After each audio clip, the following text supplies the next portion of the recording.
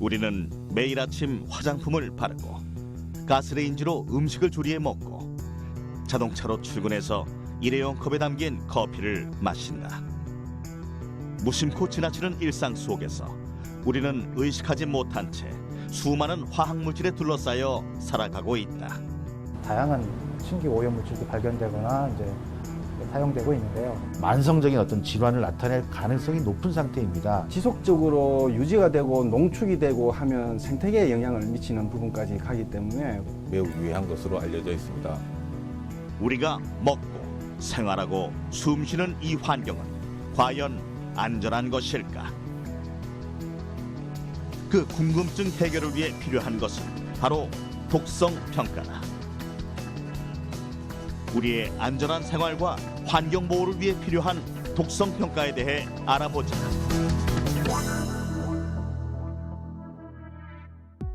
(2011년) 우리에게 충격과 공포를 안겨줬던 사건 하나가 있었다. 수십 명의 임산부와 영유아가 원인을 알 수 없는 폐질환으로 목숨을 잃는 일이 벌어진 것이다. 그리고 그 원인은 아무도 예상치 못한 곳에 있었다. 수많은 사람들의 생명을 앗아간 것은 가습기 살균제에 포함된 화학물질이었습니다. 이 물질은 들이마실 경우에 치명적인 폐 손상을 일으키는 것으로 밝혀졌습니다.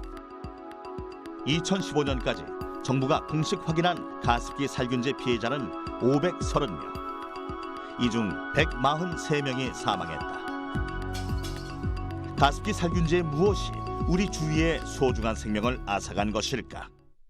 가습기 살균제의 주성분이었던 PHMG 포스페이트라는 물질과 그다음에 PGH라는 그런 물질이 폐 내에 흡입될 수 있는 그 100나노 미만의 작은 입자, 나노 사이즈의 입자로 바뀌고 그것이 흡입되어서 그 폐 심부, 폐포 수준까지 침투되어서 침착되고 그것들이 결국 염증과 폐 섬유화증을 일으켜서 사람들이 사망하게 된 것이죠. PHMG와 PGH는 모두 살균 및 부패 방지 효과가 뛰어난 것으로 알려져 있었지만 그동안은 인체에 무해하다며 유해물질로 분류되지 않았던 성분이기도 하다. 실제로 PHMG와 PGH는 피부에 닿거나 극미량을 먹는 경우에는 큰 문제가 없다. 그러나 가습기를 통해 직접 폐로 들어갈 경우에는 사정이 달라진다. 호흡기를 통해 흡입되어 체내에 들어오면 폐 안에 쌓이고 폐 조직 안에서 독성이 커져서 매우 위험하다는 사실이 밝혀진 것이다. 가습기뿐만이 아니다. 우리의 생활 속 곳곳에도 독성 물질들을 발견할 수 있다. 주방에 코팅된 프라이팬, 옷장 속 드라이 클리닝한 옷들, 그리고 집을 환하게 밝히는 형광등, 가죽 소파까지 우리가 미처 느끼기 전에 독성 물질들은 공기 중으로 퍼져나가고 그대로 흡입하게 된다. 그렇다면 우리가 일상적으로 더 쉽게 접하는 공기는 어떨까? 대기오염은 사실 이미 몇십 년 전부터 세계적인 문제가 되고 있다. 대기오염의 가장 큰 주범은 자동차 엔진을 구동할 때 발생하는 배기가스와 석유, 천연가스, 석탄 등이 연소하면서 발생하는 연기다. 이러한 연료들은 독성이 없는 배기가스 성분인 질소, 수증기, 이산화탄소가 대부분이지만 일산화탄소, 탄화수소, 질소산화물, 오존 등 인체에 해로운 성분과 함께 배출된다. 그리고 배기가스와 더불어 침묵의 살인자로 불리는 초미세먼지의 위험성 또한 대두되고 있다. 세계보건기구는 초미세먼지를 1급 발암물질로 지정하기로 했다. 미세먼지나 초미세먼지가 인체로 침투할 능력은 거대 입자에 비해서 굉장히 큰데요. 거대 입자의 경우에는 인체에 침투를 하더라도 상기도에서 다 걸러지게 됩니다. 하지만 미세먼지, 특히 초미세먼지 같은 경우에는 그 크기가 굉장히 작아서 폐포 깊숙이 침투하게 되고요. 이때 폐에 침착하는 능력도 굉장히 커지게 됩니다. 초미세먼지는 사람의 머리카락 직경의 30분의 1인 지름 2.5 마이크로미터 이하의 작은 사이즈로 기도에서 걸러지지 못하고 대부분 폐포까지 침투해 천식, 후두염 같은 호흡기 질환을 비롯해 심장, 심혈관, 뇌혈관 질환 등의 원인이 된다. 눈에 보이지 않고 맛이나 냄새도 느낄 수 없는 공기 중 유해 물질. 그런 만큼 우리의 관심과 주의가 더욱 필요한 것이다. 환경 유해 물질의 흡입 독성에 대한 연구가 이루어지고 있는 곳은 바로 정읍의 독성평가 연구소다. 해로운 물질이 호흡기를 통해 우리 몸속으로 들어가면 어떤 일이 벌어질까? 흡입 독성 평가는 이런 궁금증에서부터 시작된다. 흡입독성 평가라는 것은 우리 공기 중에서 인체에게 흡입되어서 인체에게 어떤 영향을 미치는지, 뭐 나쁜 영향을 미치는지 좋은 영향을 미치는지 이런 것들을 연구하는 것이 흡입독성입니다. 공기 중에 어떤 유해한 물질이 있다면 그런 물질들을 흡입하면서 많은 문제점이 생기는데요. 흡입독성 연구는 결국 공기 중에 있는 어떤 유해 물질이 사람한테 들어와서 어떤 건강 영향을 미치는지 이것들을 연구하는 것이 흡입독성 연구라고 할 수 있겠습니다. 흡입 독성 시험에 있어 가장 중요한 것은 실험을 진행하는 연구자의 안전이다. 이에 연구자는 실험에 앞서 유해 물질이 침입하지 않도록 특수 처리된 마스크를 착용하여 체내에 이 물질들이 직간접적으로 노출되지 않도록 대비한다. 우리가 가장 흔하게 접하는 담배의 경우 담뱃잎과 담뱃잎을 싸고 있는 종이가 타면서 발생하는 연기 속에는 일산화탄소, 타르, 포름알데히드, 벤조피렌 등 약 4천여 종의 해로운 화학물질이 들어있어 공기와 함께 사람의 폐로 들어가게 되는데 담배 속 유해물질을 필터를 통해 눈으로 확인할 수 있다.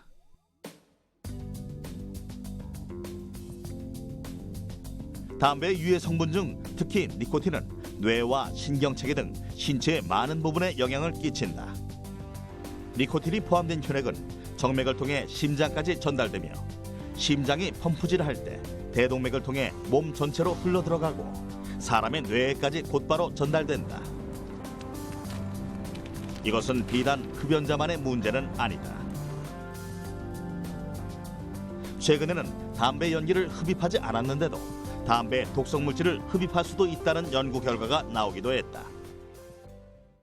흡연자가 담배를 피움으로 해서 이제 뭐 의류에 묻은 이제 담배 성분 또는 이제 흡연자에서 숨 쉬는 거에서 날숨에서 나오는 이제 담배 연기 성분들이 이제 전혀 이제 담배 연기에 노출되지 않은 뭐 어린이라든지 아니면 배우자 이런 사람들에게 영향을 미치는 이제 3차 흡연도 건강에 영향을 미친다는 보고가 있어가지고요. 이쪽 방면으로 최근 연구가 활발하게 진행되고 있습니다.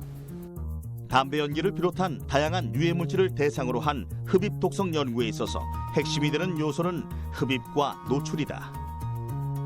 우리가 숨쉬는 대기 중의 유해 물질은 연기, 밀입자, 분진, 가스 등 다양한 형태로 존재하는데 이러한 특성이 있는 물질들을 특별한 장치들을 이용해 실제와 유사한 흡입 가능한 형태로 발생시킨다. 그리고 실험 동물들이 이를 흡입할 수 있도록 조성하고 그러한 환경에 동물이 접촉하도록 하여 그 유해 물질을 동물에게 전달하는 절차를 거치게 되는데 흡입시켜야 하는 유해 물질의 정확한 양을 계산하여 딱 그만큼만 발생 장치를 통해서 만들게 된다. 이후 전달 장치를 통해서 실험 동물에게 노출해 어떤 변화를 보였는지 정밀 검사를 한다. 유해 물질이 체내에 흡입될 경우 흡입 독성의 발생 가능성을 예측할 수 있는 것이다. 이때 정확한 흡입 독성 시험을 수행하기 위해서는 유해 물질을 실험 동물에게 노출할 때 일정한 시간에 일정한 양을 같은 방법으로 대상 동물에 노출시켜 평가해야만 한다. 대표적인 흡입 독성 시험 방법으로는 전신 흡입 노출과 피부 흡입 노출을 들 수 있다. 각 이제 장치별 장점이 있는데 피부 흡입 노출 장치 같은 경우에는 시험 물질이 코로만 노출될 수 있도록 할 수 있는 장점이 있고요. 전신 흡입 노출 장치 같은 경우에는 실제 동물의 생활 환경 속에서 자연스럽게 시험 물질이 노출될 수 있는 그런 장점이 있습니다. 따라서 이제 동물의 스트레스를 최소화하면서 실험을 할 수 있는 장점이 있는 장치입니다. 이러한 다양한 방법의 독성 평가를 통해 인체에 해로운 흡입 독성의 발생 가능성을 예측할 수 있는 것이다. 대기 중에 노출된 독성 물질은 인간뿐 아니라 자연 생태계에 영향을 미친다. 특히 20세기에 들어서면서 화학물질의 생산과 사용이 대폭 증가하면서 생태계를 파괴하기 시작했다. 이에 진주의 경남 환경독성연구센터에서는 다양한 환경 속의 독성물질을 연구하고 평가하고 있다. 환경 문제에서 화학물질 관리의 핵심은 화학물질의 독성과 노출에 대한 정보를 알고 적합한 관리 체계를 만드는 것이 화학물질 관리의 핵심이다. 환경에 노출된 화학물질은 상당 부분 수계로 유입되기 때문에 화학물질이 생태계 독성 평가에서 가장 기본이 되는 것은 수소 생물을 이용한 생태계 독성 평가다. 그중 물벼룩, 어류, 조류를 이용한 생태 독성 평가는 가장 기본적인 방법이다. 어류 중에서도 제브라피쉬는 가장 대표적인 평가 방법 중 하나다. 맑은 물에 서식하는 잉어과의 제브라피쉬는 실험동물 모델로서 전 세계 과학자들에게 많은 정보를 주고 있다. 성별과 크기에 따라 분류돼 평가 목적에 맞게 활용되는 제브라피쉬는 발생 과정이 빨라 장기가 형성되는 과정을 파악하는 데 시간이 적게 걸리고 발생 중인 대하가 투명하여 일반 현미경으로 쉽게 관찰할 수 있어 실험동물로 주목받고 있다. 제브라피쉬는 지금 전 세계적으로 뭐 의학, 약학, 그다음에 독성학 분야에서 많이 각광받고 있는 실험종입니다. 독성학적인 자료, 유전학적인 자료, 발생학적인 자료 등이 많이 이제 연구가 되어 왔고 그 데이터들이 축적이 되어 왔기 때문에 지금은 그 자료들을 활용해서 제브라피쉬를 가지고 연구를 많이 진행하고 있는 그런 추세입니다. 뼈대가 있는 어종인 제브라피쉬는 쥐나 인간처럼 척추동물이기 때문에 유전체 구조가 사람과 닮아 서로 비슷한 유전체의 기능을 연구할 수 있다. 또 체외 수정으로 한 번에 200개에서 300개의 알을 낳기 때문에 대량의 유전체 기능 분석이나 신약 후보물질 검증에도 적합하다. 사람의 기관 형성과 비슷한 형태의 생장 과정을 거치고 있고 발생 과정을 쉽게 관찰할 수 있는 제브라피쉬를 통해 발생 과정을 이용한 독성 평가는 물론이고 인간의 심장과 비슷한 기본적인 형태의 심장 구조를 갖추고 있는 제브라피쉬의 심장을 이용한 독성 평가, 그리고 포유류의 간과 기능적으로 유사하여 약물에 의한 간 독성 평가에도 제브라피쉬는 많이 활용되고 있다.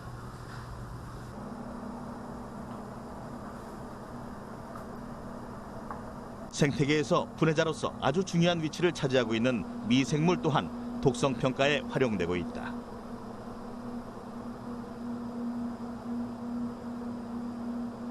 오염물질이 미생물에 의해 분해되는 정도를 파악함으로써 환경에 어느 정도의 독성을 일으키는지를 예측하는 미생물 분해 시험이 바로 그것이다.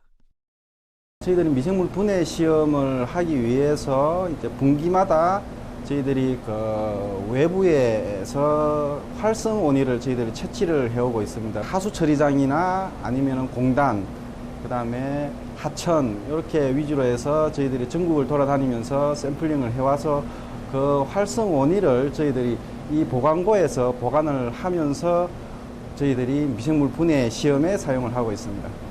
직접 채취해온 활성온이에 화학물질을 처리한 후 일정 기간 동안 배양을 하면서 화학물질이 어느 정도까지 분해되는지를 주기적으로 측정한다. 지구상에 존재하는 미생물들 중에서 지금까지 알려진 미생물은 10%도 채 안 된다고 알려져 있다.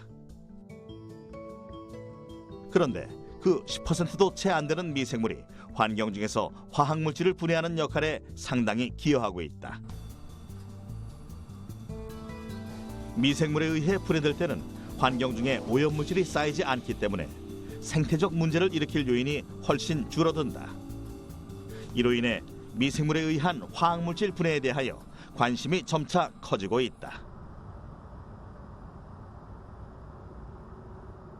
최근 과학 선진국에서는 한 단계 더 발전된 형태의 독성 시험법을 개발하고 있다. 그중 하나가 손상된 유전자의 모습을 혜성처럼 관찰하는 유전자 혜성 시험법이다. 유전자 혜성법을 통해 인체가 유해 물질에 노출되었을 때 얼마만큼 유전자가 손상되었는지 분석할 수 있다. 세포 핵내 DNA에 고농도의 염을 처리하게 되면 DNA 구조가 느슨하게 풀어지게 된다. 여기에 전기 연동을 거치면 손상된 DNA가 혜성 모양으로 나타나는 것을 확인할 수 있다. 밝은 형광으로 나타나는 원형 모양으로 보이는 것이 헤드고요. 그리고 뒤쪽에 쭉 끌려서 나오는 게 테일 부분인데 이 부분이 DNA 손상 정도를 나타냅니다. 정상세포일 경우에는 이렇게 원형을 유지하고 있고요. 그 DNA가 손상된 세포일 경우에는 이렇게 꼬리가 쭉 끌리게 되는데 이 꼬리 내에 존재하는 DNA 양을 측정함으로써 DNA 손상을 확인할 수 있습니다.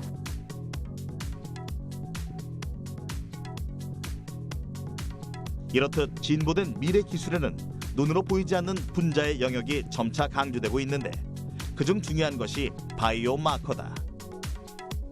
바이오마커는 정상적인 생물학적 과정, 질병의 진행 상황, 그리고 치료 방법에 대한 약물의 반응성을 객관적으로 측정하고 평가할 수 있는 지표로 생체가 정상적인지 병적인 상태인지 구분할 수 있거나 치료 반응을 객관적으로 예측할 수 있는 기준이 된다. 바이오마커는 의학뿐 아니라 세포 생물학, 지질학, 우주 생물학 등 다양한 분야에서 활용되고 있다. 생태 독성에서 바이오마커라는 것은 그 오염 물질이 그 생태계에 있는 생물 중에 노출되었을 때 어떤 독성을 나타내는지 그리고 어떤 영향을 주는지에 대한 그런 정보를 저에게 제공할 수 있는 생물 지표를 일반적으로 바이오마커를 하고 있고요. 일반적으로 저희가 눈에 보이는 그런 그 생존 여부라든지 그다음에 이상 행동에서부터 그다음에 분자 수준에 이르는 유전자까지 모든 것을 아울러서 바이오마커로 활용될 수 있습니다. 바이오마커를 통해서 오염물질로 생체가 받는 영향은 물론 개체군에서 나타나는 영향에 대해서도 인과관계를 추론할 수 있다. 또한 유해 화학물질이 독성을 어떻게 일으키는지 잠재적으로 생태계에 어떤 영향을 끼칠 수 있는지에 대한 정보를 제공해줘 활용 가치가 높다. 이외에도 첨단 과학 기술이 급속도로 발달함에 따라 활용이 간편하고 신속한 새로운 독성 평가 기술이 등장할 것으로 기대되고 있다.